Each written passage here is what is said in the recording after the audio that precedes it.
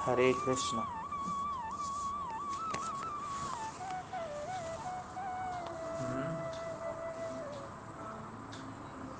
तो आज हम लोग कथा श्रवण करेंगे। बताया था जैसे कि हरिनाम चिंतामणि ग्रंथ, इसको लिखा कौन? हाँ,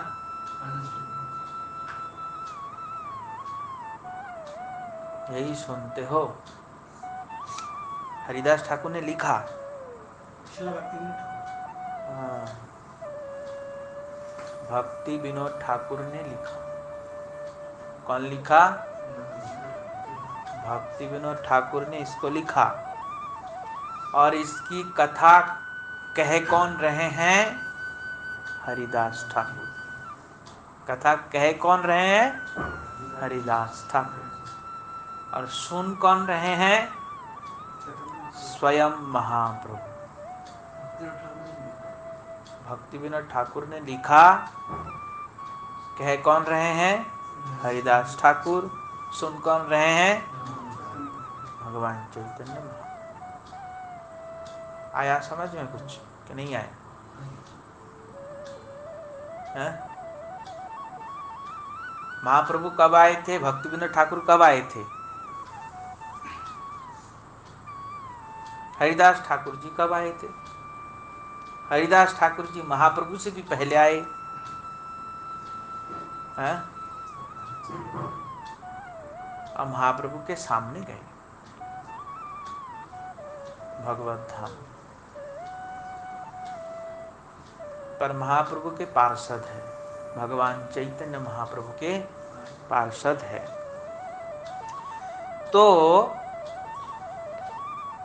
एक दिन क्या हुआ, भगवान ने कैसे पूछा, ये सब जो कथा है ये कौन लिख रहे हैं? भक्ति विनोद ठाकुर लिख रहे हैं। कहाँ लिख रहे हैं? जाह्नवा तीर के पास। जाह्नवा तीर के पास सुरभि कुंज में लिख रहे हैं ये सब कथाएं। अच्छा, उन्होंने कैसे लिख दिया? उनका और उनका डिस्टेंस बहुत है। हाँ? कैसे लिखा? हरिदास ठाकुर का और भक्ति विनोद ठाकुर का डिस्टेंस बहुत है, लगभग 400 साल का इधर उधर है। आज से 100 साल पहले भक्ति विनोद ठाकुर, 100-125 साल हो गया। और उससे भी 400 साल पहले हरिदास ठाकुर महाप्रभु आए। तो फिर भक्ति विनोद ठाकुर ने कैसे लिखा? कोई प्रश्न कर सकता है ना कि नहीं करेगा? है? तो भक्ति विनोद ठाकुर ने संग्रहित किया। क्या किया? संग्रहित किया। इधर उधर के जैसे कहीं आता है ना कि ये हरिदास ठाकुर जी का है, ऐसा नहीं आता। तो भक्ति विनोद ठाकुर ने ऐसे संग्रहित करके लिखा है। और सबसे बड़ी बात है कि भक्ति विनोद ठाकुर कोई साधारण व्यक्ति नहीं है। ये क्या हुआ? इनवर्टर कैसे काम नहीं चल रहा? भक्ति विनोद ठाकुर क्या है? साधारण व्यक्ति नहीं है। ये भक्ति विनोद ठाकुर कौन है? राधा रानी के कमल मंजरी हैं। तो इसलिए कहने की तात्पर्य है, वो लिख रहे हैं। हाँ?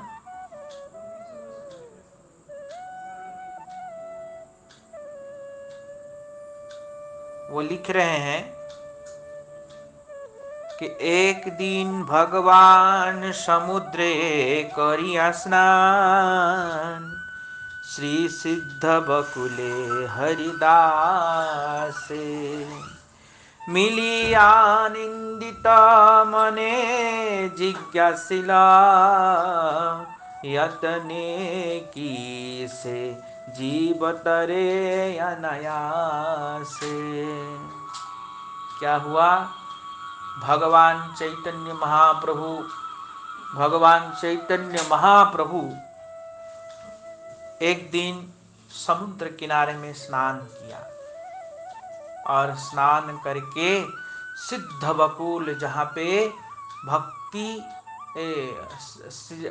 हरिदास ठाकुर, जहाँ हरिदास ठाकुर का भजन कुटी है, वो कहाँ है? सिद्ध बकुल जगन्नाथपुरी में है। ये कहाँ पे है? जगन्नाथपुरी। महाप्रभु समुद्र का स्नान करके आए और आकर के क्या कह रहे हैं? समुद्र का स्नान करके मिली आनंदित मन, बड़ा आनंदित होकर के हरिदास ठाकुर से मिले। हरिदास ठाकुर से मिलके फिर हरिदास ठाकुर से पूछ रहे हैं क्या? किसे जीव तरे अनायासे? हे हरिदास, कैसे, किस उपाय से जीव तरेंगे, ये बताइए। हरे कृष्णा। हाँ, तो किससे जीव तरे अनायास से? किससे जीव तरे अनायास से? तो कह रहे हैं, तब हरिदास ठाकुर से जब भगवान महाप्रभु ऐसे पूछ रहे हैं, और कैसे पूछ रहे हैं?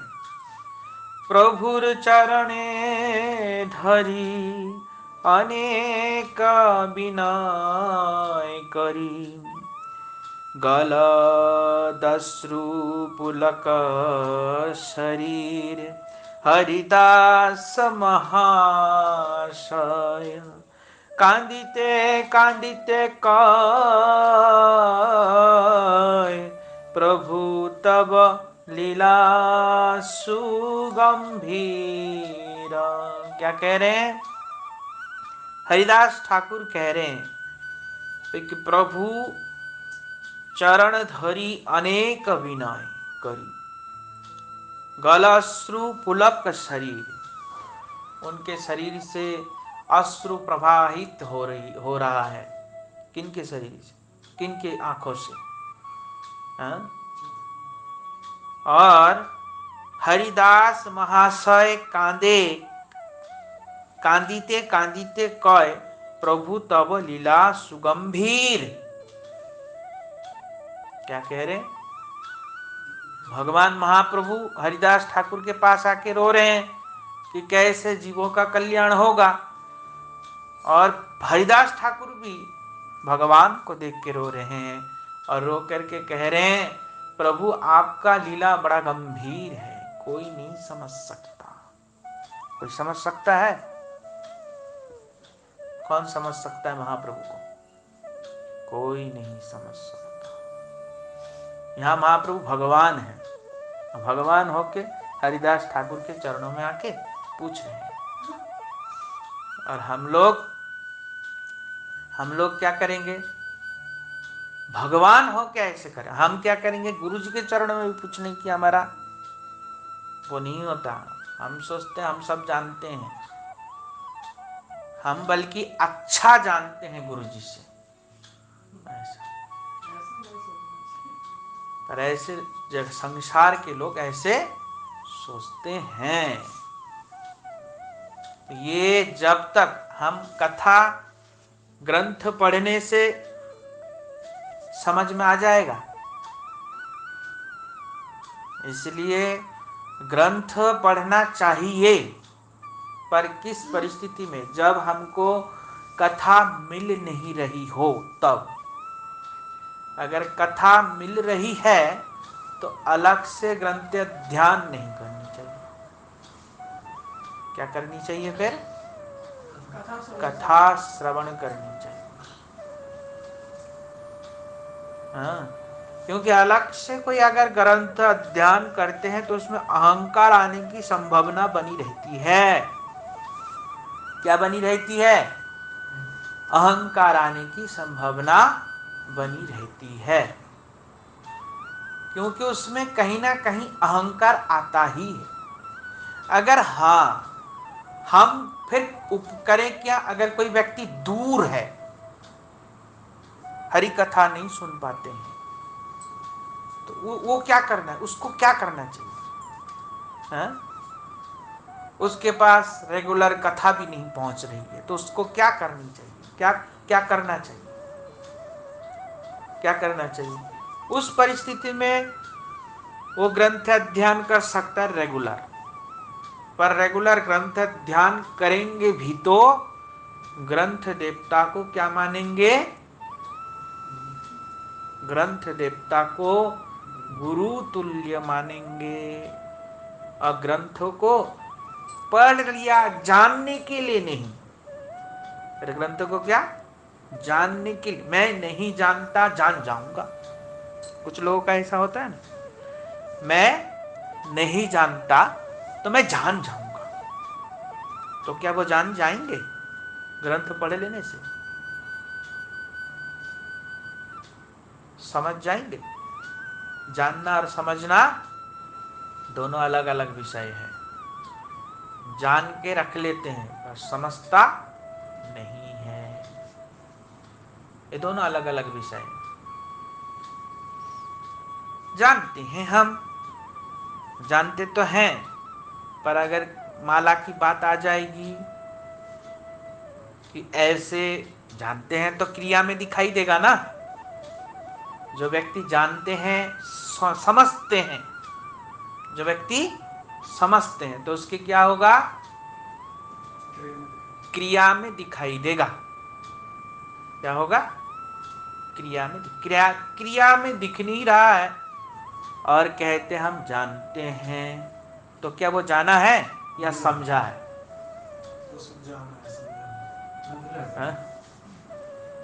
तो क्रिया में नहीं दिख रहा है, तो इसलिए कह रहे हैं ग्रंथ तो पढ़ा पर हम अपनी क्रिया में नहीं लाए। क्या हो गया? क्रिया में नहीं लाए, तो ग्रंथ के चरणों में फिर अपराध होगा। क्या होगा?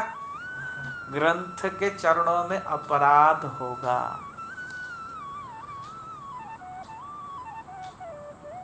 इसीलिए अपराध बनने की, मतलब अहंकार आने की संभावना बनी रहे, इसलिए ग्रंथ ध्यान नहीं। जहां तक संभव है गुरु जी के मुखार बिंद से हरि कथा श्रवण करना चाहिए, जहां तक संभव। क्योंकि हमारे गुरु जी एक जगह में कह रहे हैं कि ग्रंथ ध्यान करना चाहिए, पूरी बात नहीं, करना चाहिए। तत्व ज्ञान का भी आवश्यकता नहीं है, हमारे गुरु जी एक जगह में ऐसे, पर जबकि महाप्रभु ने कहा कि तत्व ज्ञान का आवश्यकता है। तत्व ज्ञान जानने के लिए आलस नहीं करनी चाहिए। तो हमारे गुरु जी कह रहे तत्व ज्ञान जानने की आवश्यकता नहीं है, किस लिए? क्योंकि हरि कथा में ही सब तत्व ज्ञान मिल जाएगा। क्या मिल जाएगा? हरि कथा में ही तत्व ज्ञान मिल जाएगा। तो इसलिए किसके प्रति प्रेम होना चाहिए? हरि कथा के प्रति। किसके प्रति? हरि कथा के प्रति प्रेम होना चाहिए। तो इसीलिए कह रहे हैं महाप्रभु को समझ कौन पाएगा? कोई नहीं पाएगा। वही समझ पाएंगे जो वास्तविक में महाप्रभु के हृदय के निकट है। और हृदय के निकट कैसे होता है? जानने से हृदय के निकट में नहीं होता। हाँ, उनके भावों को अपने हृदय में धारण करने से होता है, हृदय के निकट। तो यहां इसलिए हरिदास ठाकुर कह रहे आपका लीला बड़ा ही गंभीर है प्रभु, रो रो के कह रहे। और क्या कह रहे हैं? आमी अति अकिंचन नाही मोर विद्या धन, तब पद आमार संबल, एहन अयोग्य जने प्रश्न करी अकारणे, बल प्रभु हईबे किबा फल। हरिदास ठाकुर कह रहे हे प्रभु, आमी अति अकिंचन, मैं अति ही अकिंचन। महाप्रभु ने पूछा हरिदास ठाकुर भगवान के चरणों में गिर पड़े? ऐसे पूछे ना, क्योंकि भगवान स्वयं पूछ रहे हैं। क्या भगवान जानते नहीं? पूछ रहे हैं। अब कोई गुरु वर्ग अगर पूछते हमसे तो हम बड़े अहमता के साथ बताते हैं, नहीं होता? और बताने के बाद गुरु वर्ग अगर बोलते तो हाँ ठीक है, ओह, छाती चौड़ा हो जाता है, नहीं होता ऐसा? मैं भी कुछ जानता हूं। पर यहाँ पे क्या हो रहा है? यहाँ क्या हो, यहाँ हमको कथा हम सुन तो रहे हैं, पर उसकी मुख्य बात क्या है ये देखना है हमको। क्या देखना है? मुख्य बात क्या? तो यहाँ मुख्य बात क्या है? यहाँ मुख्य कथा क्या है? यहाँ मुख्य कथा है कि हरिदास ठाकुर भगवान के चरणों में गिर पड़े जब ऐसे पूछे। यहाँ ये मुख्य बात होगी, क्योंकि देखो हरिदास ठाकुर के अंदर कितनी दीनता है, नहीं है? तो ये दीनता प्रकाश हुआ। क्या प्रकाश हुआ? दीनता प्रकाश हुआ। और क्या कह रहे हैं? आमी अति अकिंचन, मैं अत्यंत अकिंचन। अकिंचन के मतलब क्या होता है? मेरा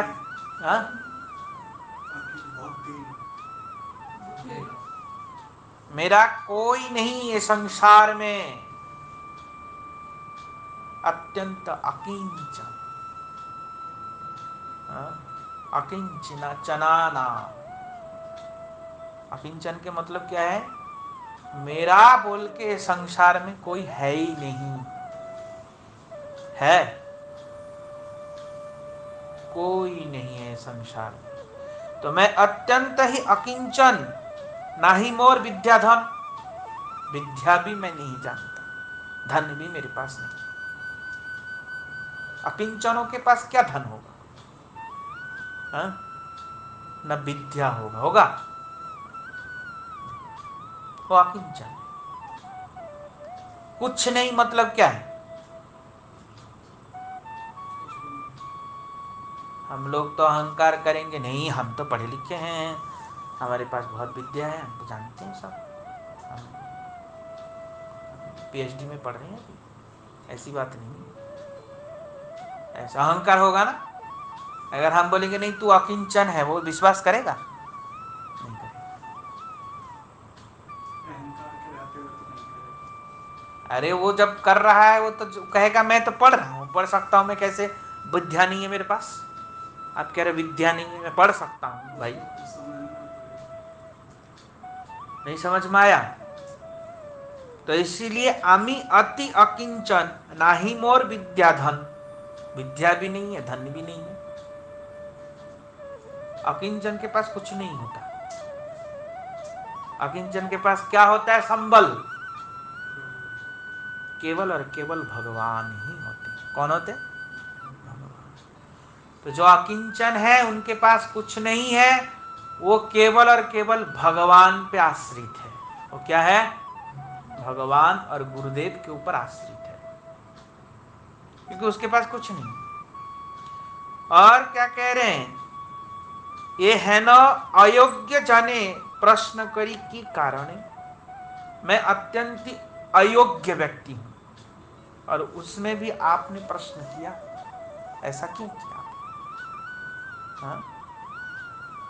मैं इतना अयोग्य व्यक्ति, जो हरिदास ठाकुर 3 लाख हरिनाम करते हैं एक दिन में, हम लोग तो नाम तो हम करते नहीं, स्वांग रचाते हैं। समझ में आया? मैं और के विषय में नहीं बोलता, मैं अपने विषय में बोलता हूं। हम क्या करते हैं? स्वांग रचाते। स्वांग मतलब समझते हो? ढोंग। क्या करते हैं? ढोंग। क्योंकि वास्तविक में नाम होने से क्या होगा? क्या होगा? नाम का फल क्या है? प्रेम। नाम का फल क्या है? प्रेम। तो जब प्रेम भगवान से होगा तो सबसे पहले किससे प्रेम होगा?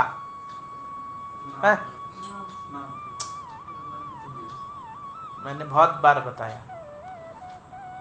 भगवान से भी पहले प्रेम होने से पहले सबसे पहले किससे होगा प्रेम?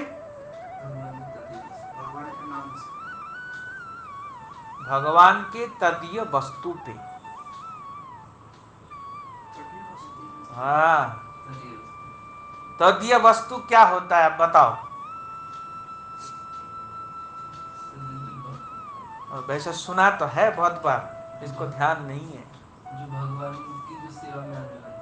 हाँ, समझ में आया? तदीय वस्तु मतलब जो भगवान के उपयोग में आने वाला चीज है। समझ में आया? जो भगवान के उपयोग में आते हैं। अब भगवान के उपयोग में सबसे ज्यादा कौन आता है? अब ये प्रश्न है, सबसे ज्यादा कौन आता है? हाँ? वैष्णव आते हैं। राधा रमण बिहारी जी की जय। तो भगवान के तदीय वस्तु में सबसे उपयोगी कौन होते हैं? वैष्णव ही होते हैं। तो जो व्यक्ति भगवान से प्रेम करेगा तो क्या वैष्णव को झाड़ू दिखाएगा? हाँ? अब ये हो गया सबसे पहले वैष्णव। उसके बाद फिर क्या होगा? किससे प्रेम होगा? अब भगवान के जितने भी सामग्री जो भगवान के सेवा में आता है उन सब वस्तुओं में प्रेम होगा। क्या होगा? उन सब वस्तुओं में प्रेम। मतलब मंदिर की कोई भी चीज हो उसके प्रति प्रेम होगा, स्वाभाविक प्रेम होगा। जहां प्रेम होगा वहां क्या करेंगे? दोष नहीं देखेगा। हम लोग के अंदर कमी क्या है? हम दोष देखते कि कोई और क्यों नहीं किया। हम क्या करते हैं? कोई और क्यों नहीं किया। इतने लोग हैं, सब कर सकते थे। नहीं पढ़ा है तो पढ़ा ही रहेगा, नहीं होता ऐसा। वो तो जो नहीं करेगा वो हमारे गुरुजी कर लेंगे, है ना? हाँ? पर हम बोल देंगे ऐसे जाके, ये चीज ठीक नहीं था, ये चीज ठीक नहीं था, ऐसा बोलेंगे जरूर पर करेंगे नहीं। समझ में आया? करेंगे नहीं। पर जो बोलते हैं वो करते, जो करते हैं वो बोलते नहीं। तो वो करके रख देते हैं या करके दिखा देते हैं। समझ में आया? वो करके दिखा देते हैं। तो कहने की तात्पर्य क्या है कि हरिनाम के प्रति अगर ऐसा प्रेम होगा तो क्या होगा? भगवान के तदीय वस्तु पे प्रेम होगा। हाँ, फिर भगवान के तदीय वस्तु पे प्रेम होगा। तो इसलिए कह रहे हैं, बोलो प्रभु कहिबे की किवा फल। अगर मैं कह भी दिया हरि नाम की महिमा तो उसमें क्या फल मिलेगा? क्योंकि मैं तो अयोग्य हूं, मेरे अंदर कोई योग्यता नहीं। आप कह रहे हो कि तुम कहो, पर मैं कह भी दिया तो उसमें क्या फल मिलेगा? कुछ नहीं। मिलेगा कुछ? हम लोग ऐसे कहते हैं, हम ऐसा कथा सुनाऊंगा, देखना एकदम आकर्षित होकर आ जाएगा, मेरे कथा में इतना दम है। आप क्या समझते हो प्रभु? मैं बहुत मेहनत करता हूं मैं कथा सुनाने के लिए, लोगों को इतना मेहनत करता हूं, सुना दूंगा एकदम खिंच खिंच चले आ जाएंगे, ऐसे कहेंगे।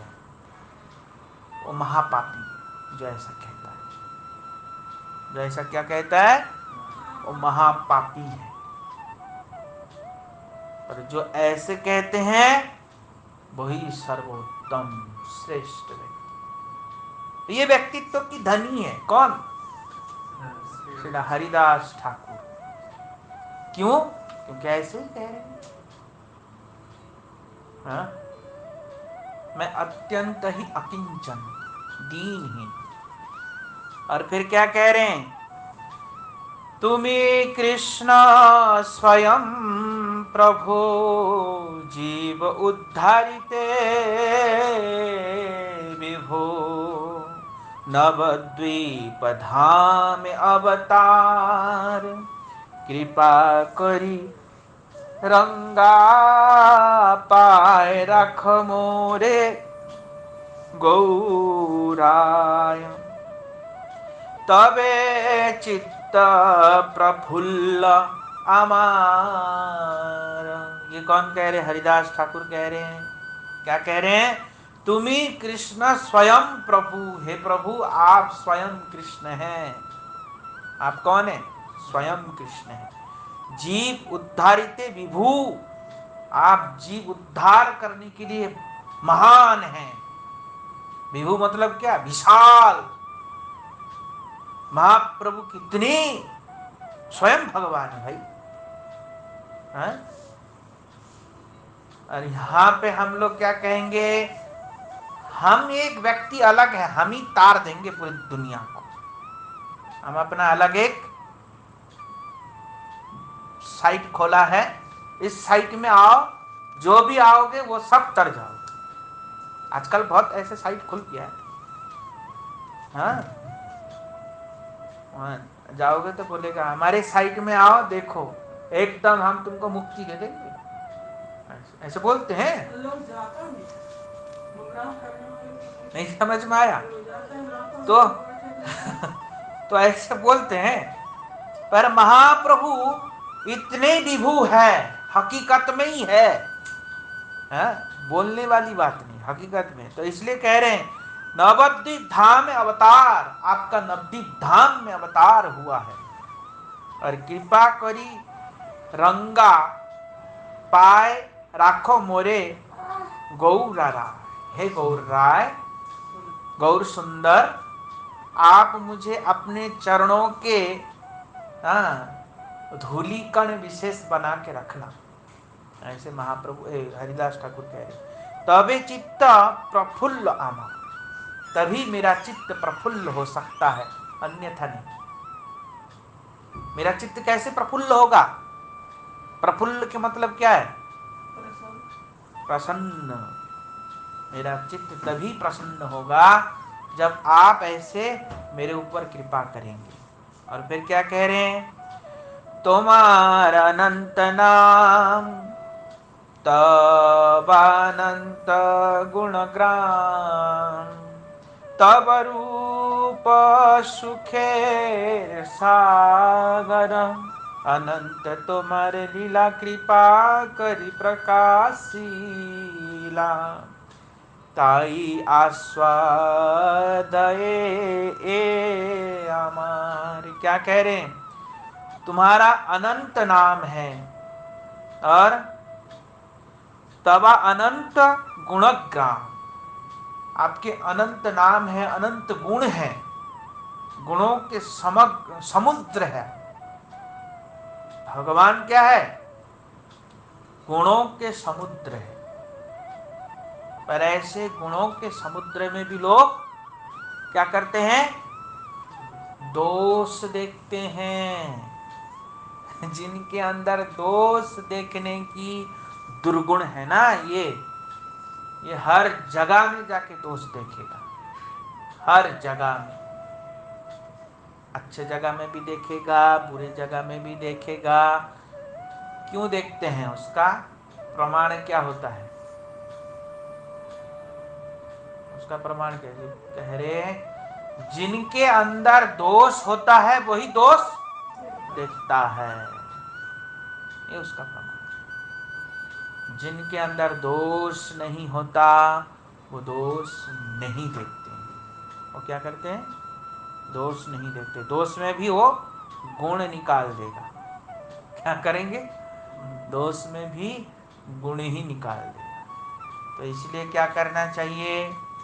किसी का भी ना दोष देख करके भगवान का भजन करना चाहिए। किसी का भी दोष ना देख के भगवान का भजन करना। पर पर अगर कोई हरि गुरु वैष्णव के प्रति कोई ऐसा दुराचरण दुर्व्यवहार करे तो उस समय क्या हमको चुप रहना चाहिए? नहीं चाहिए। या तो प्रतिवाद करो, और प्रतिवाद करने की समर्थ ना हो तो फिर क्या करना चाहिए? कान दबा के भाग जाना चाहिए, और उसका कभी भी मुंह नहीं देखना चाहिए। उसका क्या करना चाहिए?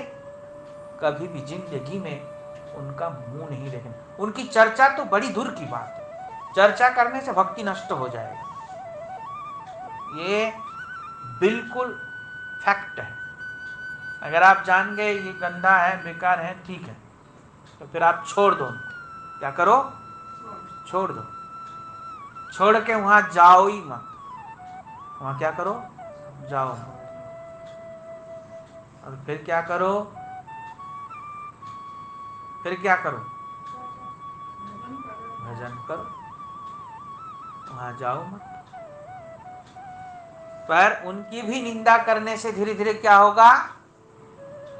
उनके दुर्गुण अपने अंदर घुस जाएगा, घर कर लेगा। इसलिए उनकी भी निंदा ठीक नहीं है।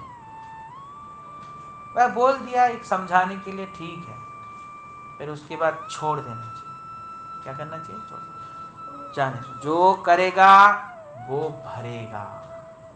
समय की प्रतीक्षा करो, और जो करेगा वो भरेगा। सबके कर्म अपने अपने साथ है। ज्यादा बोलने से क्या होगा? वो कर्म हमारे ऊपर हावी क्या होगा? वो कर्म हमारे ऊपर हावी होगा। तो इसलिए किसी को ज्यादा नहीं बोलना चाहिए। हाँ, अनंत तुम्हार लीला कृपा करी प्रकाश। इसलिए आपका अनंत लीला है और आप ही स्वयं प्रकाशित करते हैं। ताई आस्वादिवे यही आमार। मैं उसी अनंत लीलाओं को आस्वादन करना चाहता हूं। मैं क्या करना चाहता हूं? वही अनंत लीलाओं का आस्वादन करना चाहता हूं। चिन्मय भास्कर तुमी किरणेर कण आमी। तुमी प्रभु आमी नित्य दास। चरण पीयूष तब न मम सुख वैभव। तब नामामृते मोरास। क्या कह रहे हैं? चिन्मय भास्कर। भास्कर मतलब सूर्य। भगवान क्या है? चिन्मय भास्कर है। कौन है? चिन्मय भास्कर। और तुम्ही किरणेर कण आमी। भगवान क्या है?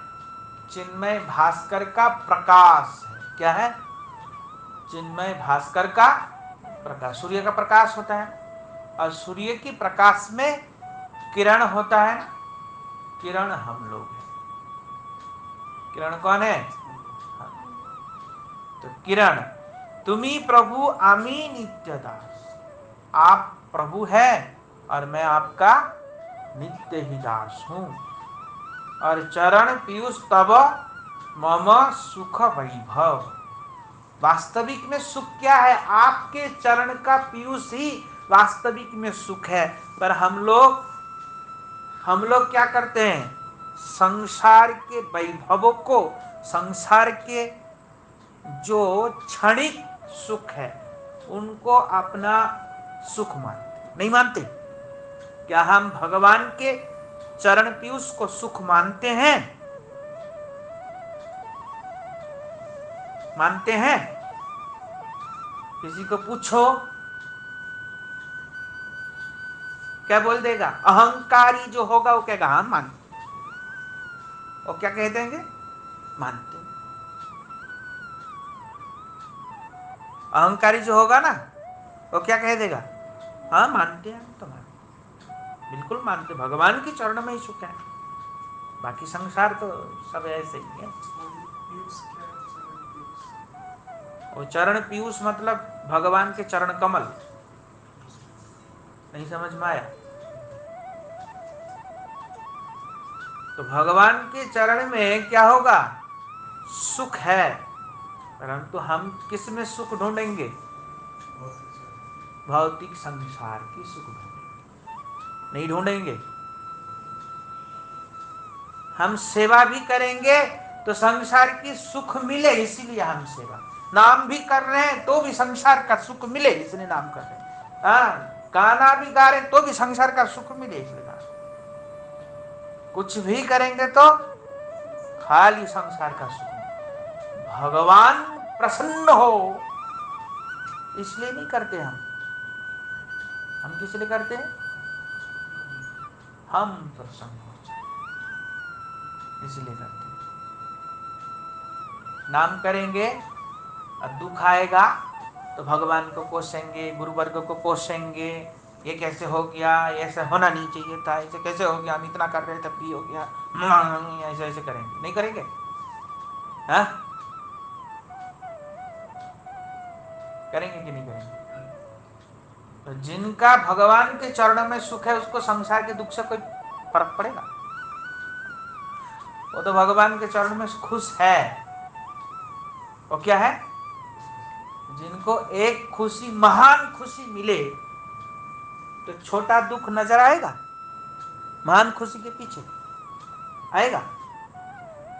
मान लीजिए एक बिजनेसमैन व्यक्ति है, बिजनेस कर रहा है।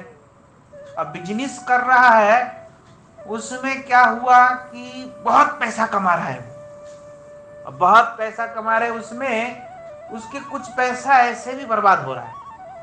क्या हो रहा है? ऐसे बर्बाद हो रहा है, पर उसको प्रॉफिट तो मिल ही रहा है ना, तो वो दुख होगा, दुखी होगा बर्बाद को देख के? होगा? नहीं होगा। समझ में आया अब क्या बोला मैं?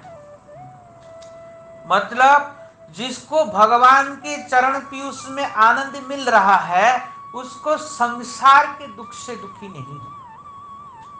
वो व्यक्ति संसार के दुख से दुखी नहीं हो।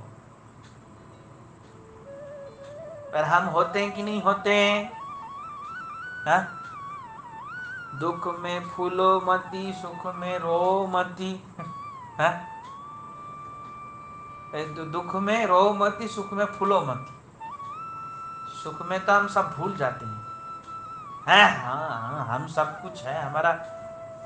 देखो, जब बीमार हो जाता है, शरीर में बीमार लग जाता है, अब पता चल जाए कि कैंसर हो गया, कैंसर हो गया, कब मर जाएंगे पता नहीं होगा ऐसा है?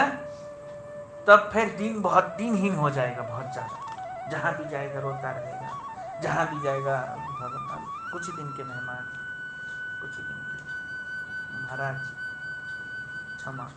नहीं समझ में आया? तब दोष नहीं दिखाई देगा। दोष कब दिखते हैं? जब हम बड़े प्रसन्न होते हैं, ऐसे ऐसे करके, जब फूल के। नहीं समझ आया? जब हम फूल, हम हमारे सर्वांग ठीक है, हमारे जैसे सुंदर भी कोई नहीं है, हमारे जैसे अच्छे कोई है ही नहीं, तब दोष दिखाई देगा। अब जहां जाएगा वहीं दोष दिखेगा, जहां जाएगा वहीं दिखेगा, ये अच्छा नहीं, वो अच्छा नहीं, वो अच्छा नहीं, ऐसा। तो खास करके जो दोष देखने की गुण है ना, माताओं के अंदर बहुत होता है। खास करके नहीं समझ में आया? क्योंकि उनके नजर बड़े बारीक होते हैं। क्या होता है? नजर बड़े बारीक होते हैं। घूंघट में से भी देख लेते हैं। नहीं समझ में आया? नहीं, घूंघट से छोड़ो, घर में कोई सामान जैसे रखा रहेगा ना, आदमी भी उसी घर में रहता है, पर आदमी देखना पूछेगा वो कहाँ है, वो कहाँ है, वो कहाँ है, वो ऐसे करेगा, और पर माता जी तुरंत बता देगी। क्या कहेगा? वो वहां रखा है, देख लो। उसको याद भी रहता है, उसको पता भी है। क्यों ऐसा है? क्योंकि उनके नजर बहुत बारीक होता है, नजर बहुत बारीक होता है, स्वाभाविक होता है। क्या होता है? स्वाभाविक होता है। पर वही स्वाभाविक गुण भगवान की सेवा में लगाए तो कल्याण होगा। अगर यही स्वाभाविक गुण हरि गुरु वैष्णव भगवान के मंदिर में आके देखने लगेंगे तो अकल्याण अधपतन मरण होगा। क्या होगा? अकल्याण अधपतन मरण ही होगा। इसलिए क्या करना चाहिए? जो भी दोष देखते वो सब मान लो स्त्री जात है, चाहे वो पुरुष हो चाहे वो स्त्री हो। अगर पुरुष होकर भी देख रहा है तो उसके अंदर भी स्त्री भावना भरा हुआ है। समझ में आया? ऊपर ऊपर से बोल देता हूँ मैं, अंदर नहीं क्या समझ में आया? मैं इसको कुछ भी बोलूंगी उसमें एक, लेकिन तो ऐसा बोल रही है। सुनो तो सही। तो उसके अंदर अब सुनो तो सही, सुन लो पहले, चुप रहो, कोई बात नहीं। इसलिए तो कथा रेगुलर सुनने से सब पता चलेगा कितने दोष है सबका। नहीं समझे? तभी पता चलता है कि हम लोग कितने दोषी से भरे पड़े हैं। नहीं तो फूले फूले फूले फूले अभी भगवान मिल जाएगा क्या रे, अभी मिल गया मुझे, मिल गया ऐसे करेंगे, मिला भी नहीं तब भी सोचेंगे ऐसे। गोपाल जी लेके घूमते रहेंगे। गोपाल जी छाती में लटका के ऐसे ऐसे घूमेंगे लेकर के। तो कहने की तात्पर्य क्या है? कहने की तात्पर्य है, इसलिए रेगुलर कथा सुनने से सब पता चलेगा। हाँ, तो क्या है? दोष जो देखता है उनके अंदर भी इसके मतलब दोष तो है ही है, औरत भाव भी है, आदमी भी अगर देख रहा है तो कि इसके मतलब उनका भी नजर बारीक है। क्या है? क्योंकि नजर बारीक केवल औरतों के अंदर होता है। किसके अंदर होता है? औरतों के अंदर होता है। आदमी के अंदर भी है, तो इसके मतलब वो भी स्त्री भाव वाला आदमी है। समझ में आया? तो इसीलिए व्यक्ति को देखना नहीं चाहिए किसी के दोष। हाँ, किसी के दोष नहीं देखना चाहिए, अपना दोष देख। दोष देखने की गुण है, ये दुर्गुण नहीं है। ये क्या है? गुण है, ये दुर्गुण नहीं है। पर किसका दोष देखना है? देखें अपना। और जिस दिन अपना दोष देखेगा ना, दुनिया का दोष देखना बंद कर देगा। जिस दिन क्या होगा? अपना दोष देखने लगेंगे। दोषों का ढेर है खुद। झूठ बोलना, झूठ बोलना। हम लोग क्या करते हैं? अपमान के चक्कर में झूठ बोल देते हैं और सोचते हैं हमको कोई समझ नहीं पाएगा। क्या सोचते हैं? हमको कोई नहीं समझ पाए। हम गुरुजी के सामने भी झूठ बोल देते हैं, भगवान के सामने भी झूठ बोल देंगे, और फिर ऐसे भी कहेंगे भक्त होके भी झूठ बोलते हैं क्या महाराज? मेरे को बहुत लोग ऐसे पूछते भी हैं, भक्त हो गए फिर भी झूठ बोल देते। हमसे पूछने की जरूरत क्या? तुम खुद को पूछ लो। समझ में आया? हमसे पूछने की जरूरत क्या है? तुम खुद को पूछ लो। खुद को पूछ लो कि मतलब क्या है? क्या खुद झूठ बोलते नहीं क्या? आया समझ में? क्या खुद झूठ नहीं बोलते? खुद भी तो बोलते हैं। तो दूसरे के ऊपर अपेक्षा क्यों रख रहा है कि ये तिलक कंठी पहना है, वो झूठ क्यों बोल रहा है? नहीं आया समझ में? हमको झूठ बिल्कुल बर्दाश्त नहीं है। कुछ लोग ऐसे होते बोलते बिल्कुल भी बर्दाश्त नहीं ऐसे, पर खुद बोलेगा, खुद बोलेगा, भर भर के झूठ बोलेगा। क्योंकि हमारे झूठ पकड़ में नहीं आ रहा है ना, इसलिए हम सही है। हमारे झूठ क्या है? पकड़ में नहीं आ रहा है, इसलिए हम सही है। उल्लू बनाया बड़ा मजा आया, ऐसे समझते हैं अपने आप में। ऐसे समझ लेते हैं हम। पर हरि गुरु वैष्णव भगवान को उल्लू बनाएगा? डंडा जब चलेगा तब पता चल जाएगा। तब क्या होगा? तब पता चलता, फिर उछलेंगे हमको ऐसा कैसे हो गया, ऐसा कहेगा। तब और याद नहीं है कि हम कब झूठ बोल दिए। अहंकार के कारण व्यक्ति ऐसा करता है, पर डंडा फिर चलता भी है। तो कहने की तात्पर्य क्या है कि हमको ऐसे आपके चरणों में सुख है प्रभु, आपके चरणों में सुख है। हाँ, और तब नामामृते मोर आस, इसलिए मुझे आपके नाम के प्रति आस है। क्यों है? क्योंकि आपके चरणों में ही सुख है। मुझे आपके नाम गायन बहुत अच्छा लगता है। हाँ? बहुत अच्छा लगता है। हम लोग क्या करते हैं, झोला थैला लेकर के निकल पड़ते हैं प्रचार के लिए। क्या करते हैं? झोला थैला निकल पड़ते हैं प्रचार के लिए। और कुछ पूछो तो पता ही नहीं, कुछ पूछो तो पता ही नहीं। चल पड़े प्रचार करने के लिए। क्यों प्रचार करने के लिए गए? प्रतिष्ठा मिलेगी इसलिए। और जगतेर प्रतिष्ठा सुकरेर विष्टा ताते कर नानिष्ठा। वैष्णवी प्रतिष्ठा साथी करो निष्ठा। नहीं समझ में? जगत के जो प्रतिष्ठा है वो स्वर्ग की विष्टा है। क्या हमको ये लग रहा है कि ये स्वर्ग की विष्टा है? ये जगत की प्रतिष्ठा, लोग पूजा करेगा, सम्मान देगा, ये विष्टा है, विष्टा। हमको विष्टा पोत के जा रहे हैं सब, ऐसा लग रहा है। हाँ? कोई अगर हमारा सम्मान करता है तो हमको बड़ा हृदय में अच्छा लगता है, एकदम गदगद हो जाता है। ओहो क्या, हाँ मैं ऐसे ही हूं, ऐसा।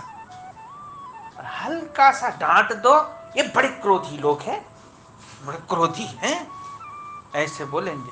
और गुरु के लिए भी बोल देंगे ऐसे। अगर गुरु भी डांट देगा ना ऐसे कभी, भक्ति कितना है वो कब पता चलेगा? जब गुरुजी मार लगाएगा तब पता चलेगा हमारे भक्ति कितना है। बोल देंगे बात चुपेगा। हाँ? अब फिर नहीं तो गुरु मार लगाएंगे तब पता चलेगा भक्ति कितना। क्योंकि अगर हम किसी घड़े को बनाएंगे तो क्या करेंगे? उसको पीटेंगे ना, पीटेंगे। तो जो व्यक्ति, संसार के लोग क्या होता है, संसार के छोड़ो, हमारे जैसे बद्ध जीव, मतलब मैं भी, हमारे जैसे बद्ध जीव मैं भी, तो गुरु क्या करते हैं, एक बद्ध जीव के प्रति कितना कृपा करता है एक शिष्य नहीं समझ सकता है, बुद्धि से अनुमान भी नहीं कर सकता है। पर उसके लिए अथाह परिश्रम करते हैं गुरु, परिश्रम करते हैं, पर एक बद्ध जीव नहीं समझ पाएगा, कभी नहीं समझ पाएगा। कब समझेगा? जब उसके अंदर भाव अवस्था आएगा, तब समझेगा कि मेरे गुरु जी का कितना कितना वो है, क्या है, दया। उससे पहले गुरु जी की दया के अनुभव होगा ही नहीं। भाव अवस्था से पहले गुरु जी का कृपा, गुरु जी का दया अनुभव होगा ही नहीं। गुरु जी का प्यार, गुरु जी का प्रेम अनुभव नहीं होगा। तो वो भाव अवस्था में जाके वो गुरु जी के प्रेम दया अनुभव होगा। अब फिर तब गुरु भी नहीं बोल पाएगा, रोने लगेगा, ऐसा होगा। ये गुरु जी की महिमा है। हाँ? तो गुरु जी कितना मेहनत करते हैं ये एक बद्ध जीव नहीं समझ पाएगा। तो इसलिए कब समझेंगे? जब भाव अवस्था आएगा। हमारे गुरुवर्ग लोग कितना मेहनत करते हैं, क्या एक बद्ध जीव समझ पाएगा? नहीं पाएगा। वो सोचेंगे गुरुजी कहाँ मेहनत कर रहे हैं, तो खाली पीने बैठे हरि नाम करते रहते हैं, आराम से सोते हैं, क्या मेहनत कर रहे हैं, ऐसे सोचेगा। पर गुरुजी कितना मेहनत करते हैं वो नहीं समझ पाएगा। उसकी दिमाग से परे हो। जब भाव अवस्था आएगा तब उसको दिखाई देगा कि हर परिस्थिति में कैसे कैसे गुरुजी ने उसको बचाया, कैसे कैसे बचाया। दिखाई देगा, प्रत्यक्ष दिखाई देगा, हर जगह से बचाता हुआ दिखाई देगा। तो इसलिए भाव अवस्था में जाके व्यक्ति रोता है गुरु जी के दयाओं को देख करके। रोते किस लिए? गुरु जी के अथाह दयाओं को देख करके रोता है भाव अवस्था में। फिर वो इस संसार में नहीं रहता, फिर क्या होता है? भगवत धाम चले जाते हैं। तो कहने की तात्पर्य क्या है? ये चरण पीयूष तब नाम सुख वैभव, ये जो चरण पीयूष है भगवान के, उसमें ही सुख और वैभव है। ये हम अनुभव नहीं कर पा रहे। कर पा रहे? नहीं कर पा रहे। सुख अगर वैभव होता तो फिर वो सेवा करने के लिए प्राण निकाल के दे देंगे। क्या होगा? हमारे गुरुजी कह रहे हैं हम करोड़ों सर काट के दे दे तो भी कम है। मेरे गुरुजी ऐसे कह रहे अपने गुरुजी के लिए, मालूम है? मेरे गुरुजी अपने गुरुजी के लिए ऐसे कह रहे हैं कि अगर करोड़ों सिर काट के दे दे गुरुजी के चरणों में तो भी कम है। गुरुजी के दया के आगे ये कम है, ऐसा कहा। हाँ? हम करोड़ों सिर तो क्या एक सिर देना नहीं चाहते। हाँ? एक सिर ही देना नहीं चाहते हैं। तो इसलिए गुरु जी का ऐसा भावना, ये हमारे गुरु जी का ऐसा भावना, मेरे तो नहीं है, मेरे पता नहीं कब होगा ऐसा भावना, मैं समझ नहीं पाता। कभी ना कभी गुरु जी कृपा करेंगे तो ऐसे भावना कभी हमारे हृदय में भी आए, ऐसे समझे हम। हाँ? तो ऐसा होना बहुत बड़ी बात होता है। तो क्या कह रहे हैं? এই মত অধম আমি, এই মত অধম আমি কি বলিব জানি स्वामी, তবু आज्ञा करिब पालन, या बोलिए मोर मुखे तुम्हारे बोलिब सुखे, दोष गुण ना करिबे गणन। हे प्रभु, मैं तो अत्यंत अधम हूं और मैं कुछ नहीं जानता, फिर भी आपकी आज्ञा है ना। किसकी आज्ञा है? भगवान की आज्ञा है। तो आपकी आज्ञा के कारण मैं क्या करूंगा अब? हाँ, बोलूंगा। फिर भी मेरे अंदर जो दोष गुण है प्रभु क्षमा करना, क्योंकि मैं बोलने में समर्थ नहीं हूं। मैं क्या हूं? बोलने में समर्थ नहीं हूं। हाँ, बिल्कुल नहीं हो समर्थ। पर आपका आज्ञा हुआ है तो उसी श्रीधार्य से मैं बोलने की चेष्टा करूंगा। तो मेरे अंदर तो बहुत दोष है भाई, मैं मान रहा हूं मेरे अंदर बहुत दोष है, ऐसे कह रहे।